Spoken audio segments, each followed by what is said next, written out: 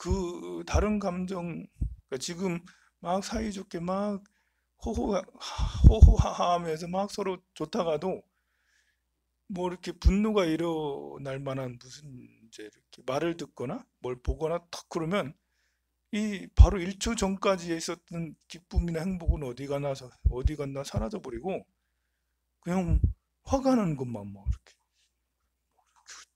해요. 그러니까 다른 감정들은 다 없어지고 이성도 마비가 돼. 그냥 화가 나 죽겠는 거야 이제. 신천지 때문에 죽겠어 그냥. 화가 나. 우리나라를 이렇게 100개국이 전 세계에서 지금 우리나라를 다 거부하고 일본과 갈등되고 뭐 이러는 게 다 그것 때문에 그런 거 아닌가 뭐 괜히 미워 막 이제 어, 그 우리나라는 치명률이 0.6에서 0.7%죠. 그런데 이탈리아나 이란이나 이런 데 발표되는 걸 보면 뭐 4%, 뭐 때로는 뭐 10% 이렇게 돌아가시는 분이 4%, 10% 이렇게 많아요 보면.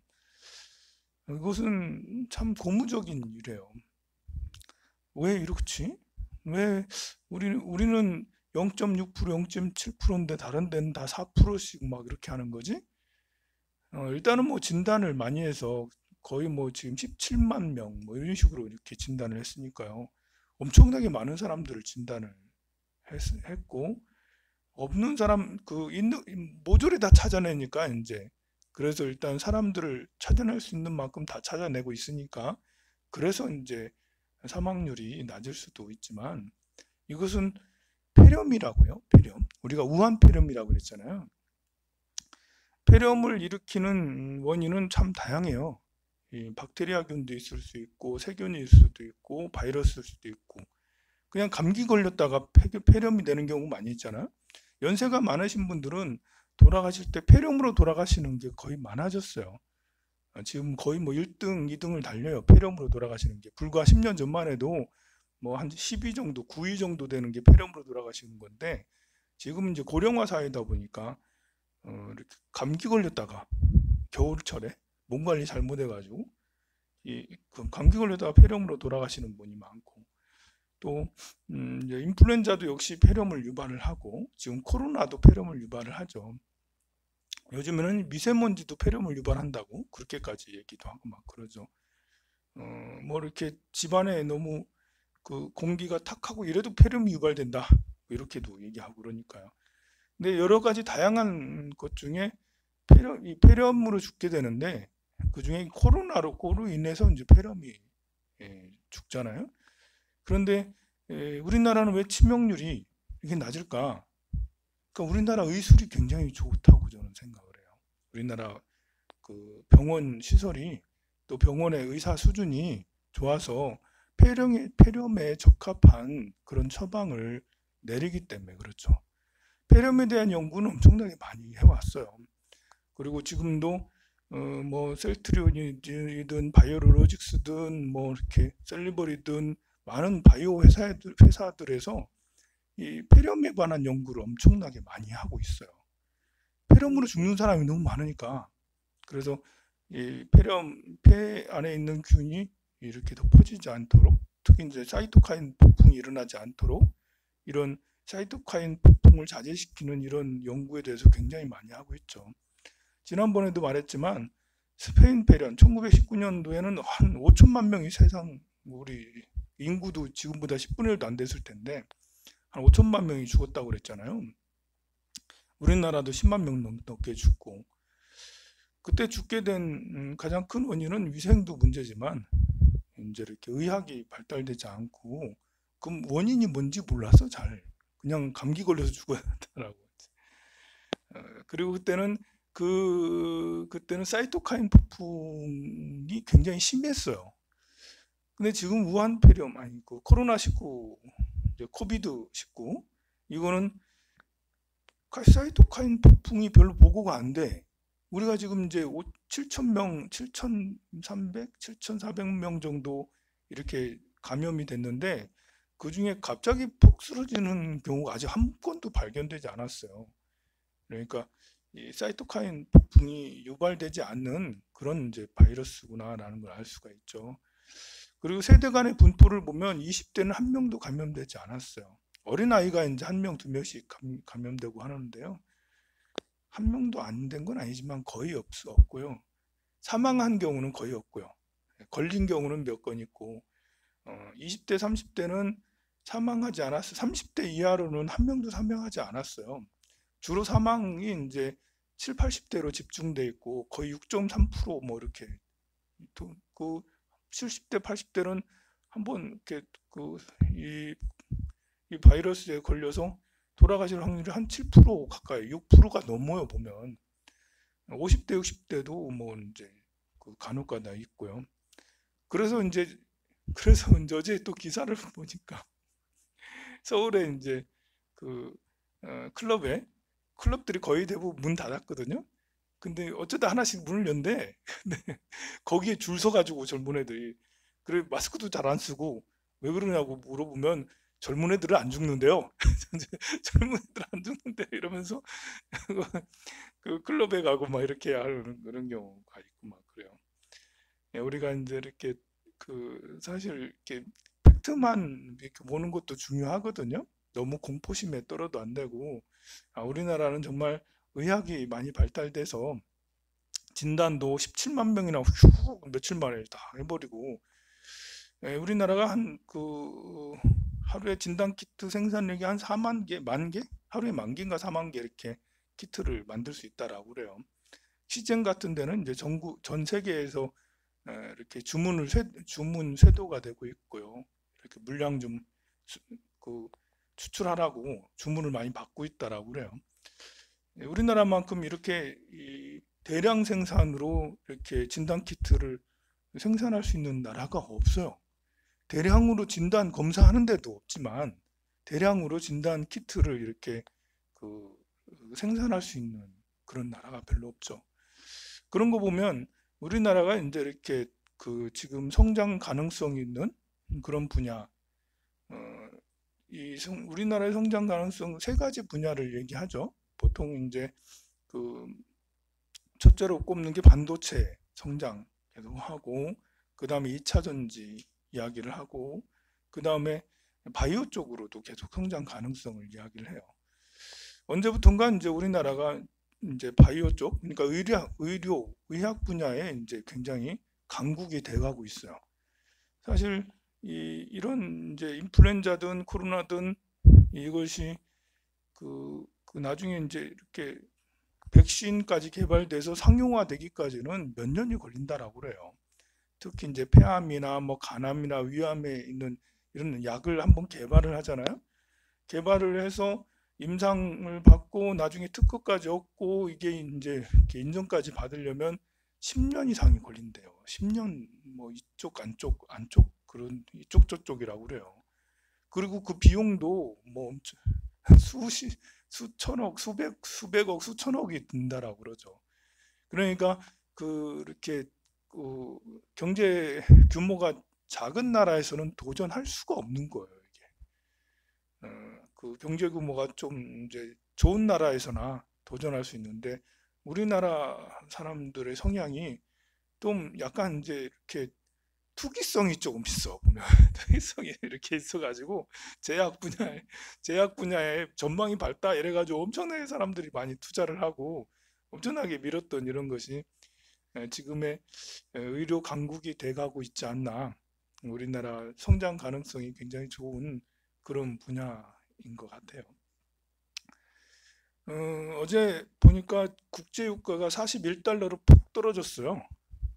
여러분들이 국제유가를 알 필요는 없겠지만 그래도 세계의 흐름은 좀 이제 그냥 들어놓는 게 좋아요. 국제유가는 보통 한 60달러 정도 되면 안정이 돼 있다라고 그러고 80달러가 넘어가면 너무 높다라고. 옛날에는 100달러도 넘고 막 그런 100달러가 넘고 이게 우리나라는 엄청나게 감기가 있기 때문에 그래요. 막 100달러 넘고 이럴 때는요. 해양 플랜트 사업 수주가 엄청나게 많았어요. 왜냐하면 유가가 막 높아지니까 바닷속에 있는 기름을 추출을 해내는 게 해양 플랜트 사업이거든요. 그 유가가 높으니까 해양 플랜트 사업도 전망이 좋은 거예요. 그런데 해양 플랜트 사업은 해양 플랜트를 만들어야 되잖아. 만들어서 뚫어야 되잖아. 그러니까 이제 이 비용이 적지가 않은데요. 이게 현대중공업, 삼성중공업 수주를 엄청나게 많이 받았어요. 근데 하늘 같은 국제유가가 80달러, 70달러 슝 떨어지면서 이게 채산성이 안 맞는 거예요. 이게 그렇게 해양 플란트를 만들어 가지고 그렇게 해서 한다는 게 적자가 너무 심한 거예요. 그러니 해양 플란트 수주가 폭 떨어지고, 그리고 우리나라가 또 해양 플랜트를 별로 안 해봤어요. 별로 안 해본 데다가 수주를 하는 바람에 손해를 막 심하게 이렇게 많이 봤어요. 그래서 중공업들이 해양 플랜트만 안 받았어도 이 지경까지 이르진 않았거든요. 해양 플랜트를 수주를 밟는 바람에 그냥 수십조 원이 그냥 내려 꼬꾸라지는 거였거든요.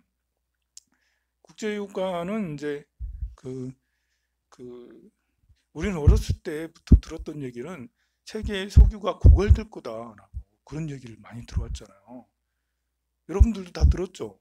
저희 학교 다닐 때도 배운 것이 이제 석유는 얼마 있으면 화석연료는 고갈될 거다라고 그런 얘기를 계속 듣고 자랐거든요.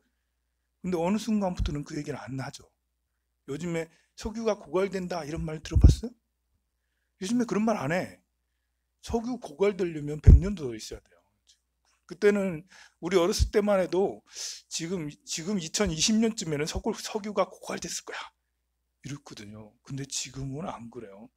의외로 우리가 생각하는 것 이상의 석유가 화석이 우리 땅에 묻혀져 있어요. 게다가 미국에서는 셰일 혁명, 셰일 가스 이런 것들을, 셰일 오일 이런 것들을 채굴을 하면서 그야말로 이제 이 200년이 지나도 계속 석유를 쓸 수 있을 만큼이나 많은 걸 된 거예요.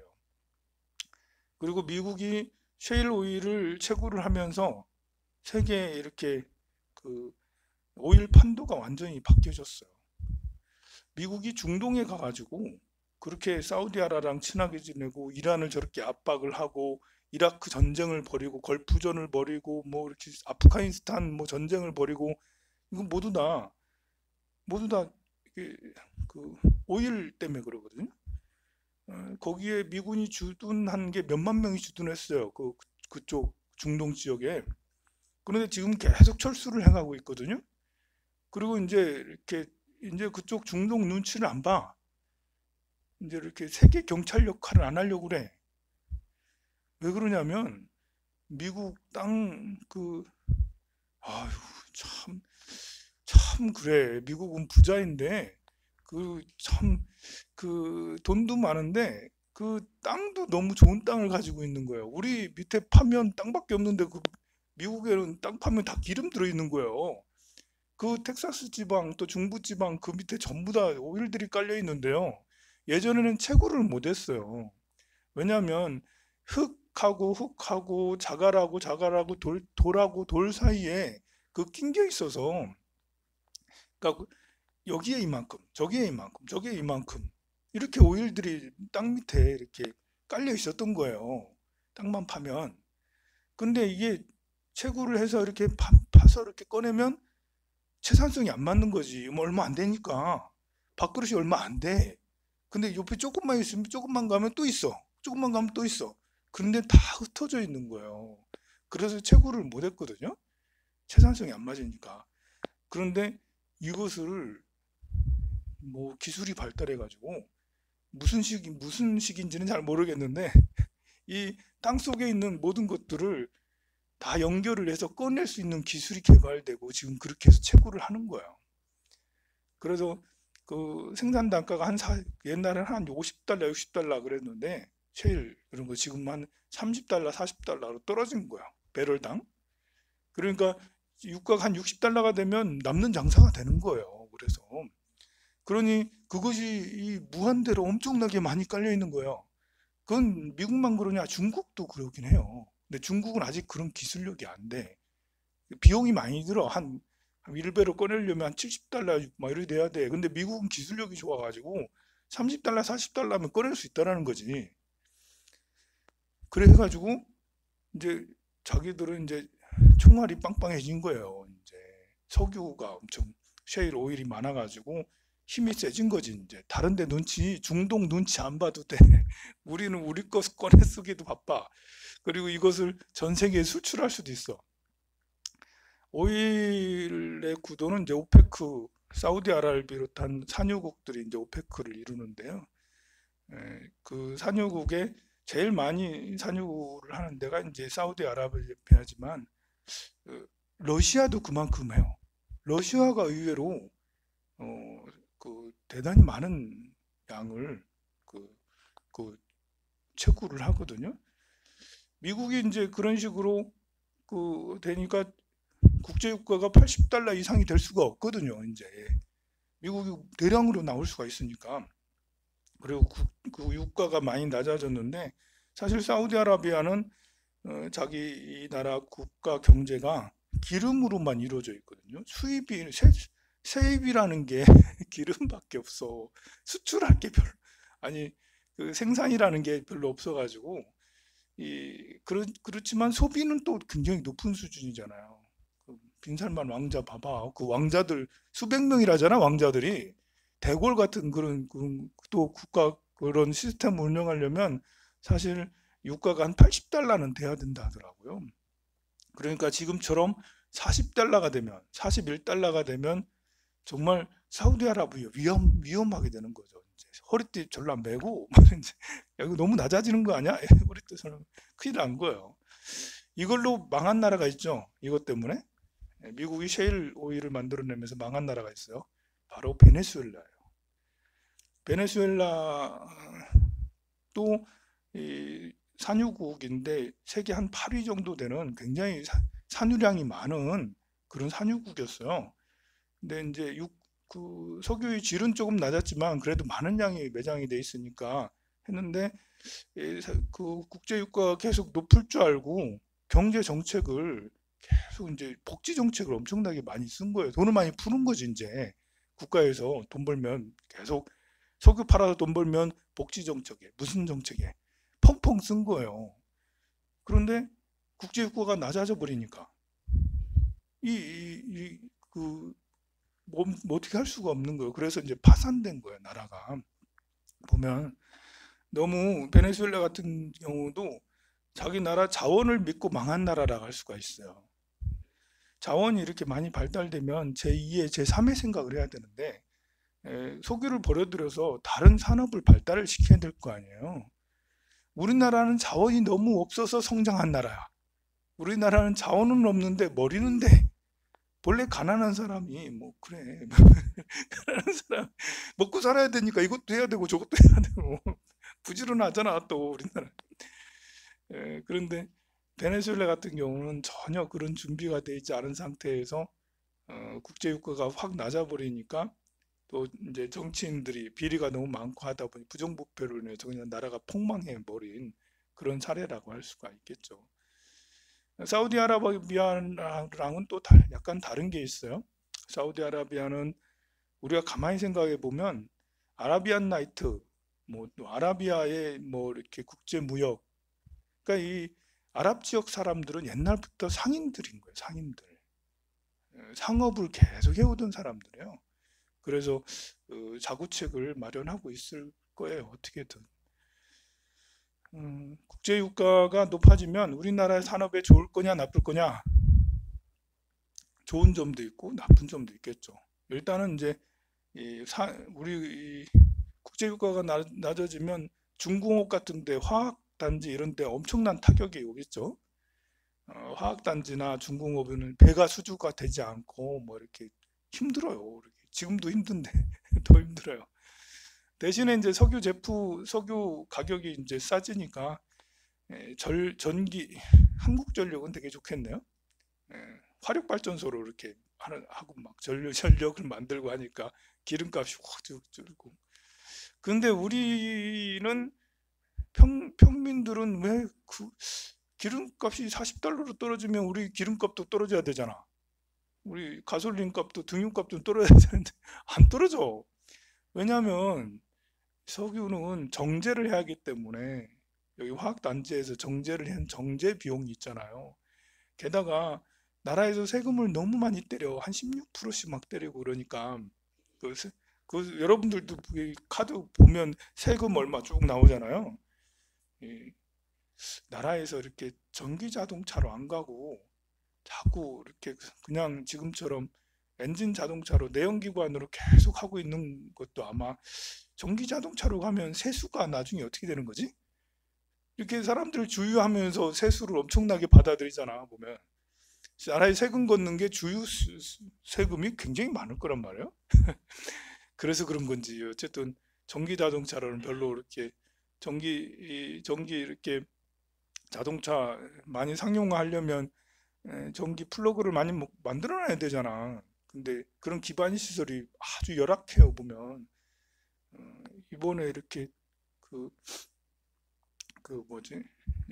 코로나19로 뭘 좀 이제 그 재정 정책을 쓰긴 한다는데 그런 데다 썼으면 좋겠어요. 그런 데다가. 나라가 지금 방향을 어디로 가야 되는지를 좀 각오해야 되는데 좀 안타깝죠. 그래서 이제 사실 그 우리 주유할 때 그 큰 혜택은 별로 못 받고 막 그러죠. 조금은 떨어지긴 떨어지겠죠. 근데 유가라는 게 지금 계속 떨어져 왔거든요. 이번에 10%가 막 떨어졌어요. 어제 엊그저께는 45달러, 46달러 했는데 41달러 푹 떨어. 40달러, 40달러 때면 더 45달러 이런 것도 굉장히 안 좋은데 거기에서 10%가 확 떨어졌으니까 지금 미국에도 코로나가 이제 막 돌고 전염 비상이에요. 전 세계가 지금 다 비상이에요. 우리나라는 어제 확진자가 많이 줄어서 이제는 좀 줄지 않겠나라는 기대가 굉장히 크죠. 아마 다 그럴 거예요. 이제는 잠정 국면에 들어가지 않나? 다들 그렇게 기대를 하고 있는데 지금 다른 세계는 지금 확 퍼져나가고 있어요. 그래서 유가도 쑥 내려가고 또 다른 것들도 참 힘들고 막 그래요. 그러면 걱정도 막 되죠. 지금 이렇게 금융 사태 이후로 금융 사태 때보다 더 지금 힘든 게 아니냐. 국민들이 너무 힘들잖아, 지금. 파산 위험에 놓인 사람이 너무 많아요, 보면. 음, 그래서 어제 김경수 지사는 참 좋은 제안을 하더라고요. 온 국민들에게 100만 원씩 다 이렇게 생활비로 100만 원씩 다 주자.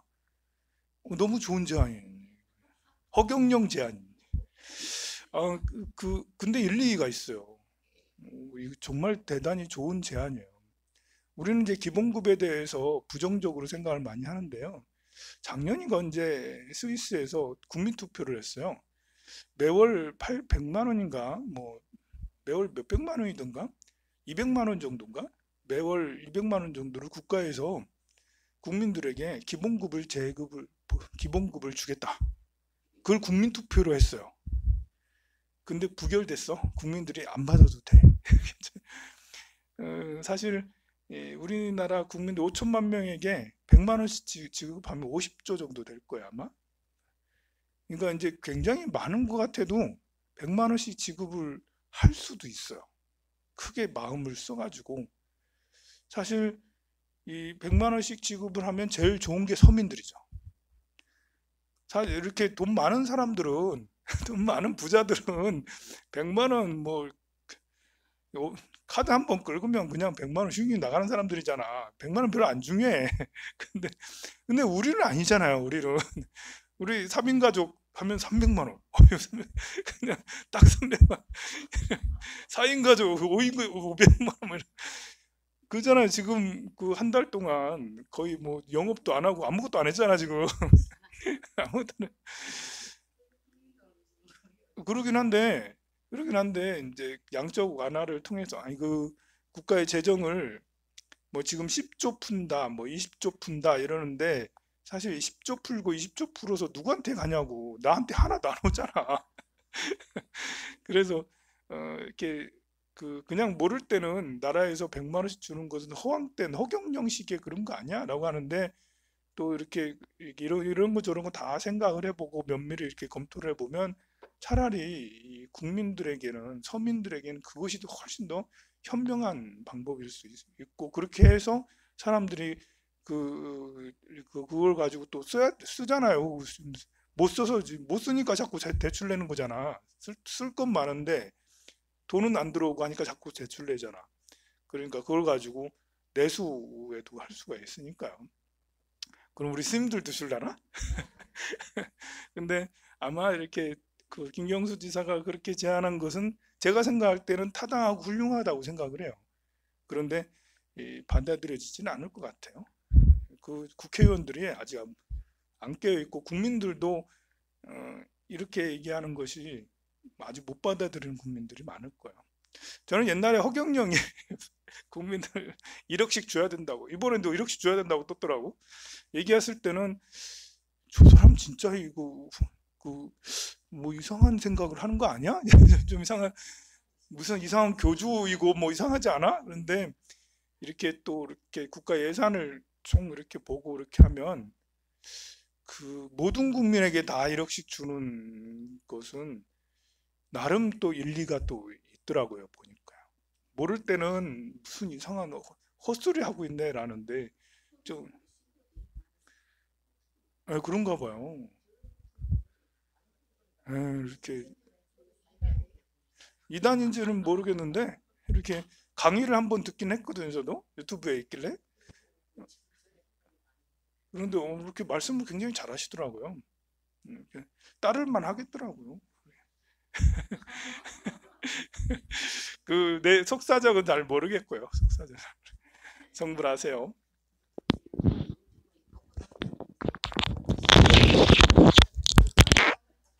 우리 집에는 백수도 있고 주고 200만 원인데 괜찮은